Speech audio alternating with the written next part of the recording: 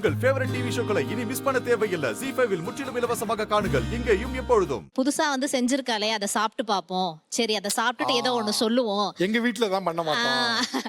அந்த இடத்துல என்ன ஆகும்னா, எங்க அம்மா சமைச்ச மாதிரி இல்ல, எங்க பாட்டி சமைச்ச மாதிரி இல்ல, எங்க வீட்ல இதை வேற மாதிரி செய்வாங்க அப்படிங்கறது வரும். இதை நீ சொல்லலாம், ஆனா அவ செஞ்சதை பார்த்துட்டு சாப்பிட்டு பார்த்துட்டு நல்லா இருக்கு, எங்க வீட்லயும் இது வேற மாதிரி செய்வாங்க, அதையும் கத்துக்கோ. அது சொல்றது எப்படி இருக்கு, இது எப்படி இருக்கு? இப்ப நீங்க இந்த வீட்டுக்கு வந்திருக்கீங்க, எங்க வீட்டு கலாச்சாரத்துல இப்படி பண்ண மாட்டோம், எங்க வீட்ல இப்படி செய்ய மாட்டோம்னு சொல்லும் போது உங்களுக்கு எப்படி இருக்கும்? அந்த இடத்துல அப்போ எங்க வீட்ல செஞ்சதை நான் எப்ப செஞ்சு சாப்பிடுறது? நான் ஒரு 21 வருஷம் 22 வருஷமா ஒரு மெத்தட்ல சாப்பிட்டுட்டு இருக்கேன். உங்களோட எதிர்பார்ப்புல தப்பு இல்ல, ஆனா இந்த எதிர்பார்ப்பையும் கொஞ்சம் மதிக்கணுங்கிறது தான் இந்த இடத்துல. நீங்க சமைக்கிறீங்க, ஆனா நீங்க நினைக்கிற மாதிரி சமைக்க முடியல. இன்னொன்னு நான் இந்த டாபிக்கு த கிரேட் இந்தியன் கிச்சன் ஒரு எக்ஸாம்பிளா எடுக்கணும்னு நான் நினைச்சிட்டு இருந்தேன். சார் வருவாருன்னு எக்ஸ்பெக்ட் பண்ணல. ஆக்சுவலா சார் எங்க சைடு சப்போர்ட் பண்ணிருக்கணும். ஏன்னா அதுல இவர் அந்த சைடுல உட்கார்ந்திருக்கனால உங்களுக்கு ஆப்போசிட்ல இல்ல. ஐயோ இல்ல, அதுல என்னன்னா அதுல வர்ற மெயின் விஷயமே இதுதான்.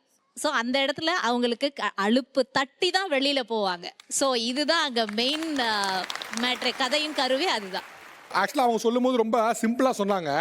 ஆனால் நிறைய திருமணமான பெண்ணுக்கு இருக்கக்கூடிய பிரச்சனை தான் அது. ஏன்னா அவங்க ஒரு வீட்டில் 20 வருஷமா சாப்பிட்ருப்பாங்க ஒரு உணவு முறையை. திடீர்னு இந்த வீட்டுக்கு வந்த உடனே அது மொத்தத்தையும் மாற்றணும். அதே சாம்பார் தான், ஆனால் வைக்கிற விதத்தை மாற்ற வேண்டியிருக்கும். அதே நான்வெஜ் தான், ஆனால் வைக்கிற விதத்தை மாற்ற வேண்டியிருக்கும். அது ஆக்சுவலாக ரொம்ப சிம்பிளாக சொன்னீங்க. பட் ஆனால் அது உண்மையிலே தட் மேக் சென்ஸ். நான் ஒரு பெண்ணியவாதின்னு சொல்லும் போதே ஃபர்ஸ்ட் கேட்குற கேள்வி என்ன கேட்பாங்கன்னா, உங்களுக்குலாம் சமையல் வராதுல்ல, அதனால தானே நீங்கள் ஃபெமினிஸ்ட் ஆயிட்டீங்க அப்படின்னு. அப்படி கேள்வி வருதா? அப்படி கேட்பாங்க. ஆமாம், நிறைய பேர். ஆனால் நான் நல்லா சமைப்பேன். நான் இந்தியன், நீங்கள் சொன்ன மாதிரி Mughal dish, Mexican, Italian, continental எல்லாமே சமைப்பேன்.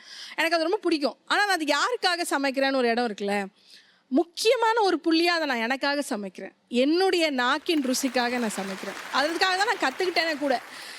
எனக்கு அது ரொம்ப பிடிக்கும். சமையல் எனக்கு ஒரு மெடிடேஷன் மாதிரி. என் மைண்டை ஃப்ரீ பண்ணால் நான் 10 நிமிஷம் ஒரு ½ hour போய் குக் பண்ணால் மைண்டு ஃப்ரீ ஆகிடும். ஆனால் என்னை போய் நீ இன்னைக்கு சமைக்கணும், இந்த சாப்பாடு தான் நீ செய்யணும், இன்னைக்கு இந்த டைமுக்கு நீ செய்யணும்னா அந்த இடத்துல நான் 10 பாத்திரத்தை போட்டு உடச்சிருவேன். Nobody can force me to cook. ஏதாவது பிறப்பின் அடிப்படையில் பெண்கள் தான் சமைக்க வேண்டும்னு சொல்லக்கூடிய ஒரு இடம் இருக்குல்ல. இப்போ இந்த இடத்த பார்க்குறீங்க, அது சந்தோஷமா இருக்கா அலுப்பா இருக்கானா? இங்கே பெண்கள் மட்டும்தான் 99% இருக்காங்க. ஆம்பளை எங்கே? அப்போது சமையல் என்பதே ஒரு பெண்களுக்கான ஒரு என்ன, பிறக்கும் போதே என்ன கையில் ஜல்லிக்கரண்டியோடையும் அன்னக்கூடையோடையும் பிறந்துட்டோம் நாம.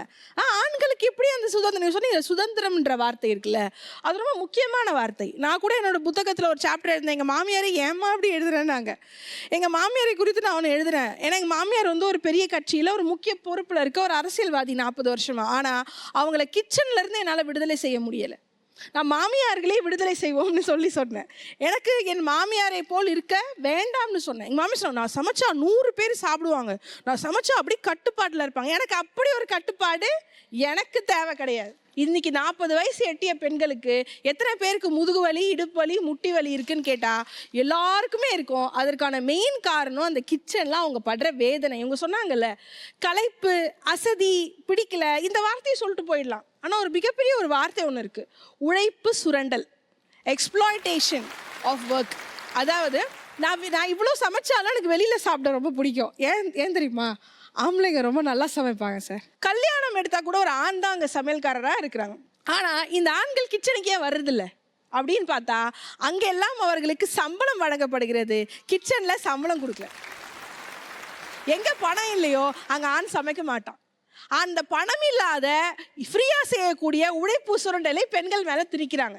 நீங்கள் என்னைக்கு உங்கள் வேலையை வேலை சமையலுங்கிறது வெறும் சமையல்னு சுருக்கக்கூடாது. அது ஒரு வேலையாக பார்த்துட்டிங்கன்னா, நான் இவ்வளோ வேலை செய்கிறேன், அன்பெய்டு ஒர்க்கு, அன்புன்னு நீங்கள் பூசி மொழிக்க மாட்டீங்க. நான் இப்போ கூட சொல்வேன், உன்னால் ஒரு 10 டிஷ்ஷு செய்ய முடியும், சூப்பராக செய்கிறேன்னா போட்டு காசு பார்த்துரு, இல்லை ஒரு நல்ல ஹோட்டலில் போய் சேர்ந்துரு. அதை விரயமாக்காது. இந்த சுரண்டலுங்கிற வார்த்தை இருக்குல்ல, இப்போ நான் சொல்கிறேன், எங்கள் பாட்டிக்கு இருந்தது, எங்கள் அம்மாவுக்கு இருந்தது அப்படின்னா, இப்போ இருக்கக்கூடிய சிறு பிள்ளைகளுக்கும் இது தொடர்ந்து இருக்குன்னா, இப்போ ஆண்கள் என்ன ஒரு ஜாலியான ஒரு கவலை இல்லாத, ஆனால் ஒரு நன்றி கடன் இல்லை பாருங்க. எனக்கு இந்த பிள்ளை சமைச்சு போடுறது கஷ்டப்பட்டு சமைக்குது, நானும் சமைக்கலாம், ஆனால் இந்த பிள்ளை தான் கல்யாணம் பண்ணாலே பொண்டாட்டி ஒரு வேலைக்காரி மாதிரி ஆயிடுச்சு, குறை சொல்கிறது இருக்குல்ல. அந்த குறை, கருவேப்பிலை எங்கேருந்து விழுந்துச்சு, கடுகு, உனக்கே முதல்ல கடுகுனா என்னன்னு தெரியுமா? எடுக்கிறதுக்கு அடுப்பில் கடுகு 5 பெட்டிக்குள்ளே எத்தனை மசாலா இருக்குன்னு தெரியுமா? தெரியாது, ஆனால் குறை சொல்கிறது. இந்த குறையை அவங்க என்னன்னா அவங்க அம்மா கிட்ட சொல்லி பழகியிருப்பான், அவங்க அம்மா அதை பழகியிருப்பாங்க, அப்போ பொண்டாட்டிக்கிட்ட சொல்கிறது. அதே மாதிரி தன் மகளும் தன்னுடைய மருமகனுக்கு செய்ய வேணும்னு எதிர்பார்க்குறாங்க. இது ஒரு சைக்கிள் ஆஃப் எக்ஸ்ப்ளாய்டேஷன் நடக்குன்னு நினைக்கிறீங்க? இதை நம்ம நிறுத்தணும். ரைட். கரண் சார், உங்களுக்கு குக் பண்ண தெரியுமா? நல்லா தெரியும். நல்லா தெரியும். குட். ஓகே. ஆக்சுவலாக நீங்கள் நிறைய கமர்ஷியல் ஃபிலிம்ஸ் பண்ணியிருக்கீங்க. கிரேட் இந்தியன் கிச்சன் படத்தை தமிழில் பண்ணணுன்னு உங்களுக்கு ஏன் ஃபஸ்ட்டு தோணுச்சு? இல்லை, அது பார்த்த உடனே பிடிச்சது. அது வந்து எல்லா மக்களுக்கும் போய் சேரணும்னு முதல்ல நான் முடிவு பண்ணேன். அது ஒரு குறிப்பிட்ட சர்க்கிள் மட்டும்தான் இருந்தது. அது வந்து குக்கிராமத்துக்கும் எல்லாருக்கும் போய் சேரணும். அது ஒரு வழி, அது ஒரு உளவியல் சம்மந்தப்பட்ட ஒரு விஷயம். கொஞ்சம் ஒரு அவேர்னஸ் வரணும் ஆண்கள் சைட்லையும் அப்படின்ற ஒரு நல்ல எண்ணத்தில் தமிழில் அவேர்னஸ் வேணும். சின்ன அட்லீஸ்ட் அவங்க மேலே ஒரு அக்கறையாவது கொஞ்சம் இருக்கணும். அவங்க சொன்ன மாதிரி கஷ்டப்பட்டு சமைச்சு நல்லா இருக்குன்னு ஒரு வார்த்தை சொல்லிட்டாது போனோம். அல்ல, அட்லீஸ்ட் நம்ம சாப்பிட்ட தட்டை நம்மளாவது எடுத்துகிட்டு போய் கழுவணுன்ற ஒரு எண்ணமாவது வரணும். ஓகே. இப்போ நீங்கள் ரெண்டு தரப்பினர் பேசுறதும் பார்த்துருப்பீங்க. இவங்க வந்து எனக்கு என்னதான் இவ்வளோ விஷயங்கள் இருந்தால் கூட நான் ரொம்ப ஆராதிச்சு செய்கிறேங்கிறாங்க.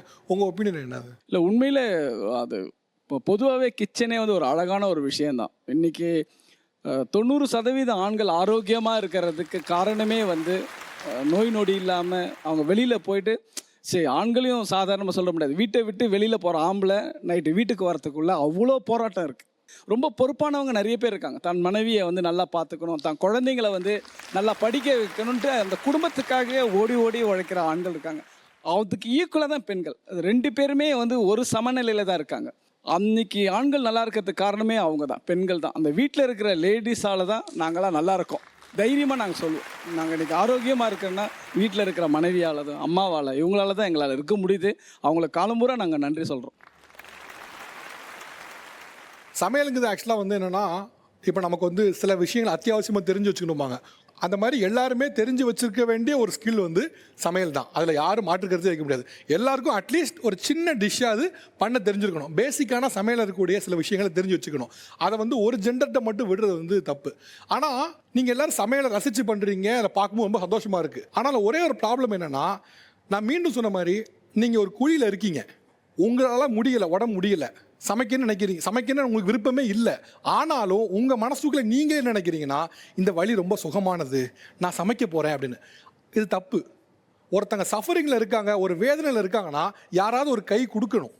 யாராவது ஒருத்தங்க உங்களுக்கு கை கொடுத்து ஹெல்ப் பண்ண வர வேண்டும். ஹெல்ப் பண்ண வராங்கன்னா சந்தோஷம். ஆனால் ஹெல்ப் பண்ண வரலை அப்படின்னா அதை அங்கேயே ஸ்டாப் பண்ணி நீங்கள் பண்ண வைக்கணும்.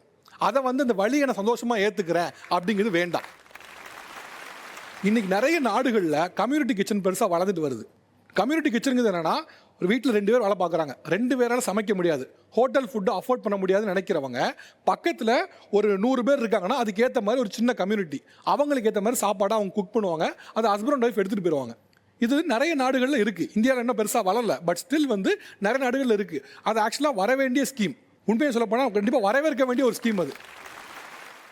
ZEE5 ஆப்பை டவுன்லோட் செய்து அனைத்து எபிசோடுகளையும் இலவசமாக பாருங்க.